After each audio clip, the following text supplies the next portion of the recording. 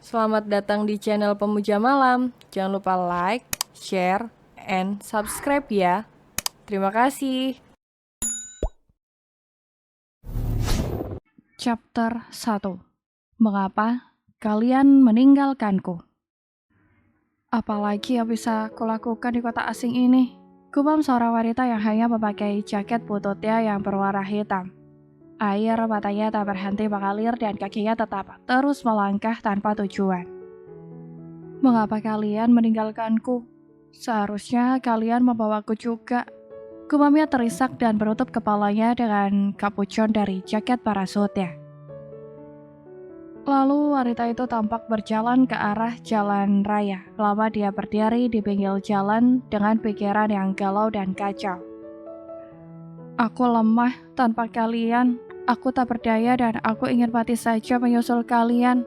Gumamnya putus asa sambil terisak. Lalu akhirnya wanita itu berlari ke arah jalan raya tanpa melihat ke kanan kiri, padahal lalu lintas sangat ramai, di mana banyak mobil berlalu lalang di sana.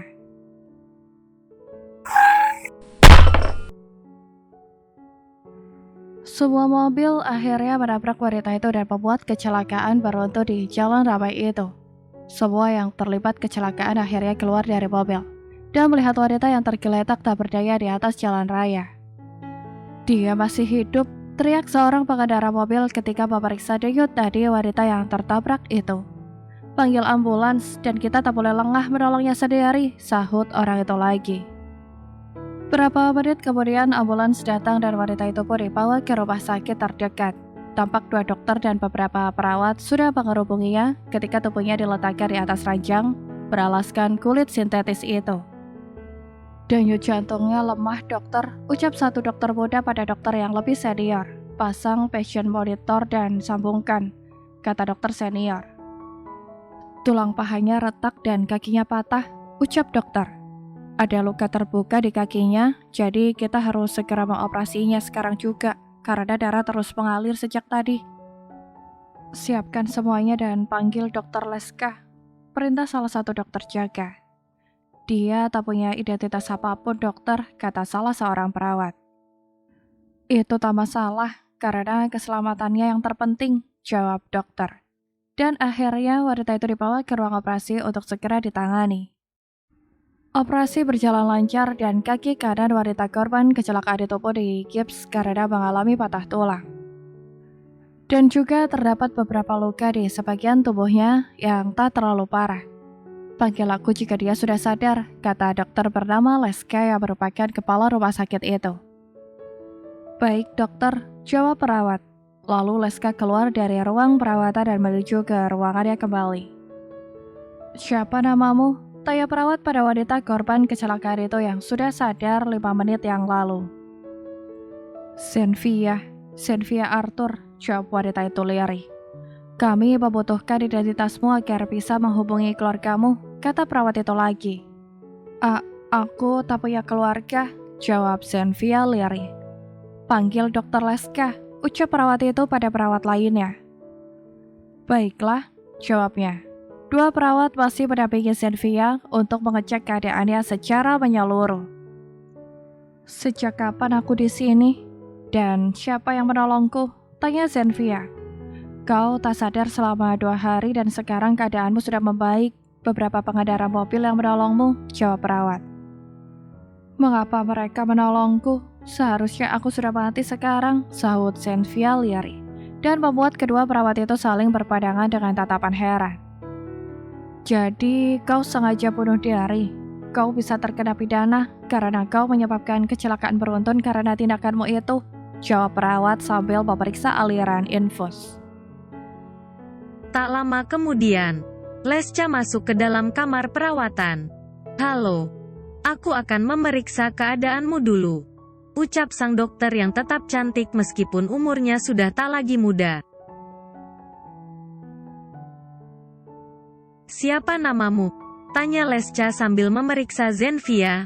Zenvia Arthur, jawabnya.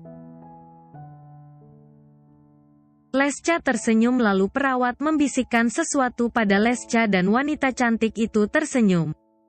Kau jangan khawatir, Biaya pengobatanmu gratis dan kami akan merawatmu sampai sembuh, kata Lesca. Terima kasih, jawab Zenfia. Semoga kau cepat sembuh, kata Lesca. Zenfia mengangguk tanpa mengatakan apapun. Aku tak ingin sembuh jika di sini aku bisa tinggal dengan gratis, batin Zenfia. Luka di kepalamu tak dalam dan kau tak sampai gegar otak, kata Lesca. Apakah lukaku parah? Tanya Zenfia.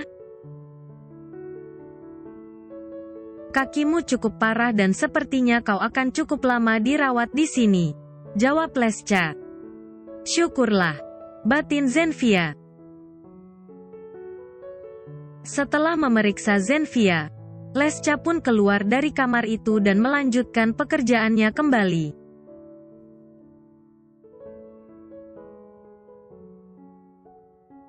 Dua minggu berlalu dan keadaan Zenfia mulai membaik meskipun kakinya belum sepenuhnya pulih. Good morning, ucap seorang perawat cantik yang sering menemani Zenfia selama dirinya ada di rumah sakit itu. Morning, Rina, jawab Zenfia tersenyum. Ini dari Momi, ucap Rina menaruh semangkuk buah yang sudah terkupas di meja nakas. Rina adalah menantu dokter yang kebetulan menjadi perawat di rumah sakit itu. Suaminya adalah seorang dokter juga di rumah sakit yang sama. Tang Yu, jawab Zenfia yang mengawasi gerak-gerik wanita cantik berseragam putih itu. Sepertinya bayimu perempuan, Rina. Kau semakin cantik, ucap Zenfia. Menurutmu begitu, sahut Rina sambil memberikan sepiring kecil buah pada Zenfia. Kau sedang mengandung. Mengapa Dr. Clark masih mengizinkanmu bekerja? Tanya Zenfia. Dia tak bisa melarangku, dan aku bisa sering bersamanya di sini jika aku bekerja. Dia terlalu tampan untuk ku tinggal sendirian bekerja di sini, jawab Rina. Kau menantu pemilik rumah sakit, tapi kau sangat berbaur dengan pegawai rumah sakit ini, kata Zenfia. Rina tak menjawab apapun dan hanya tersenyum. Menurutmu apakah Dr. Lesca akan menerima lamaran kerjaku? Tanya Zenfia pelan. Kau tak mau bekerja di sini saja? Tanya Rina. Tidak. Aku tak punya pengalaman di bidang kesehatan dan itu akan berbahaya jika aku tak mengerti apapun tentang pekerjaan yang berhubungan dengan nyawa ini, jawab Zenfia. Baiklah, kau pasti diterima, jawab Rina. Terima kasih, sahut Zenfia tersenyum senang. Aku tak akan pernah lupa dengan kebaikan yang kalian lakukan padaku. Aku bahkan mau bekerja pada Dr. Lesca tanpa digaji, kata Zenfia menunduk. Kami tak sejahat itu, jawab Rina. Zenfia tersenyum dan memegang tangan Rina. Terima kasih, bisiknya lirih. Kau tak ingin ke taman? Tanya Rina. Tidak, jawab Zenfia seperti biasanya. Kau sama sekali tak pernah keluar semenjak di sini, kata Rina. Aku lebih suka di dalam, jawab Zenfia. Rina hanya mengangguk dan mencoba mengerti apa yang diinginkan Zenfia.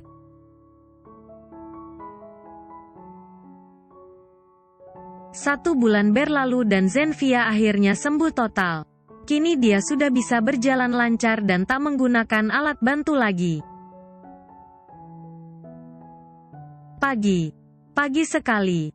Zenfia pun sudah pulang dari rumah sakit setelah berpamitan pada beberapa perawat serta pasien yang dikenalnya. Setelah itu, dia pergi ke mansion Lesca untuk tinggal dan bekerja di sana mulai hari ini. Halo, sayang. Kau sudah datang, ayo. Kamarmu sudah disiapkan, kata Lesca.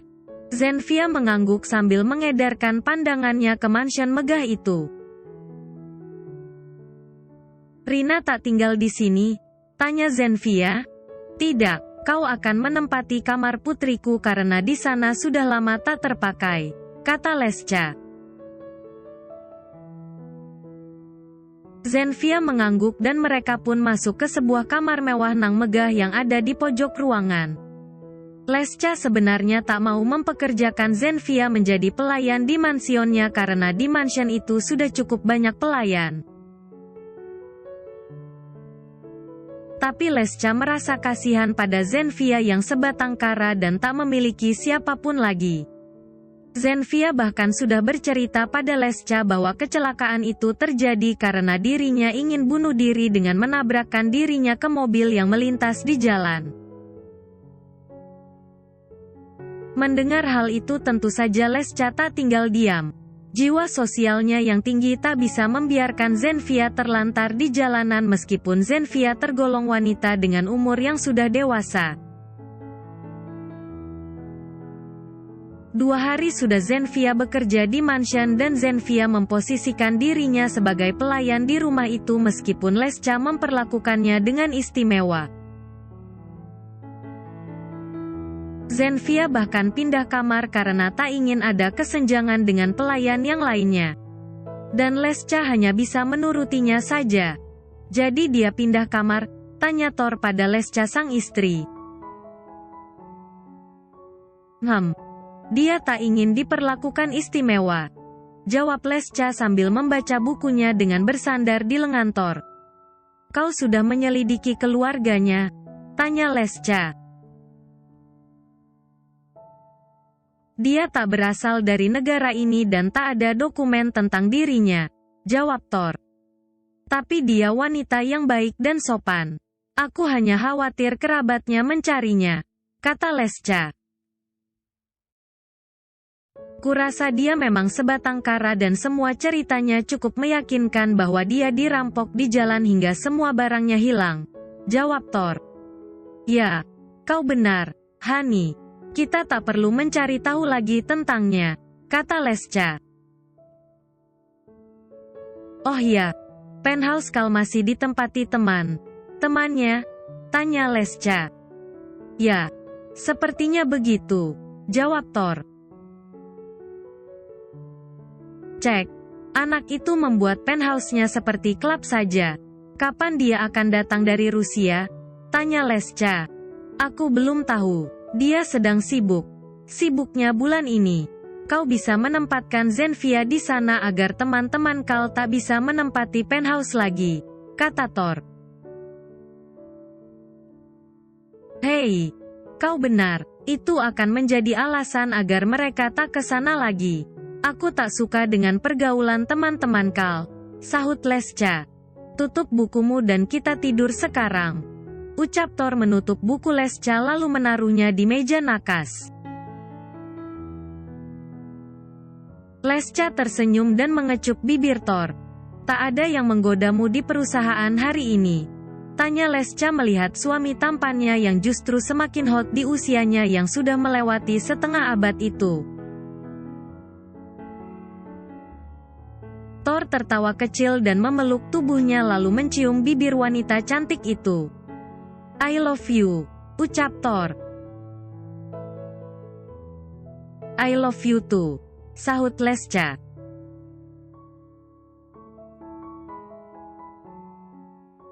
Jadi aku akan pindah ke penthouse? Tanya Zenfia. Ya, di sana kosong dan aku ingin kau membersihkan tempat itu karena sangat jarang ditempati. Kau mau, kan? Ucap Lesca. Zenfia tak kuasa menolaknya meskipun dirinya sebenarnya tak mau tinggal sendirian. Putraku sering keluar negeri jadi penthouse itu sedikit tak terurus dan lagi beberapa teman putraku memakainya untuk berpesta selagi dia tak ada, lanjut Lesca. Aku ingin kau standby di sana agar tak ada lagi keributan di penthouse, kata Lesca lagi. Baiklah, Auntie, aku akan ke sana, jawab Zenfia. Terima kasih, sayang, kata Lesca. Tidak, justru akulah yang harus berterima kasih pada Auntie, jawab Zenfia. Ayo, bersiaplah, kau akan ke sana sekarang juga. Tapi aku tak bisa mengantarmu karena ada urusan di rumah sakit. Kau akan bersama supir, nanti aku akan mengirim nomor sandi penthouse-nya lewat ponselmu, kata Lesca. Zenfia mengangguk. Lesca memberikan semua kebutuhan Zenfia termasuk ponsel agar lebih mudah berkomunikasi dengannya.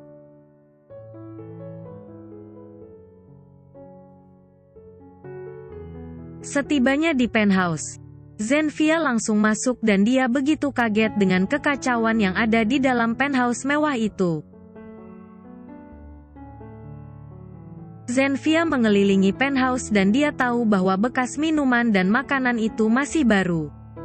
Ya Tuhan, aku tak menyangka akan sehancur ini keadaannya, gumam Zenfia pelan. Baiklah, kau pasti bisa, Zi, ujar Zenfia menyemangati dirinya sendiri. Zenfia menaruh kopernya di kamar dan mengganti bajunya dengan baju kaos dan celana pendek.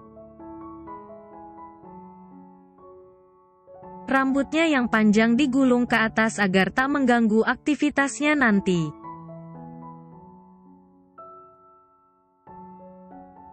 Malam menjelang dan Zenfia pun baru selesai menyelesaikan pekerjaannya.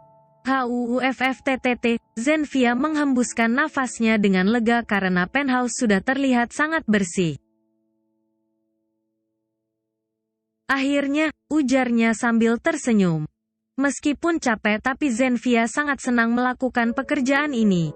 Dia merasa diberikan kesempatan sekali lagi untuk bisa hidup lebih baik meskipun hanya menjadi seorang asisten rumah tangga. Setelah makan malam dan mandi, Zenfia langsung menuju kamarnya. Dia langsung tidur dengan nyenyak malam itu. Zenfia tertidur dengan senyum di wajahnya. Hidupnya kini bahagia dan dia bersyukur hari ini masih bisa diberikan kesempatan untuk tidur di kasur yang empuk dan juga makan makanan lezat. Tanggat, bisiknya dengan mata terpejam. Pagi menjelang dan Zenfia bangun pagi meskipun dia tak ada pekerjaan yang dikerjakannya pagi ini karena penthouse sudah dibersihkan semalam. Zenfia membuka pintu kamarnya dan menuju dapur untuk membuat makan pagi. Kau, ucap Zenfia kaget melihat seorang pria dengan wajah dan perawakan yang sama persis dengan Dr. Clark yang dikenalnya. Kau siapa? Mengapa ada di sini? Tanya Kal mengerutkan keningnya sambil menghisap rokoknya. Aku pelayan di sini, Tuan. Jawab Zenfia menunduk karena Kal tak memakai bajunya dan hanya memakai celana boxer saja. Begitu ya, pantas saja penthouseku sangat bersih. Tang Yu, aku Kal, kau? Tanya Kal dengan santai. Aku Zenfia. Jawab Zenfia. Tak usah canggung padaku, santai saja. Jawab Kal menuju dapur untuk membuat kopi. Anda ingin membuat kopi? Biar aku saja, kata Zenfia yang langsung mengambil alih tugas Kal.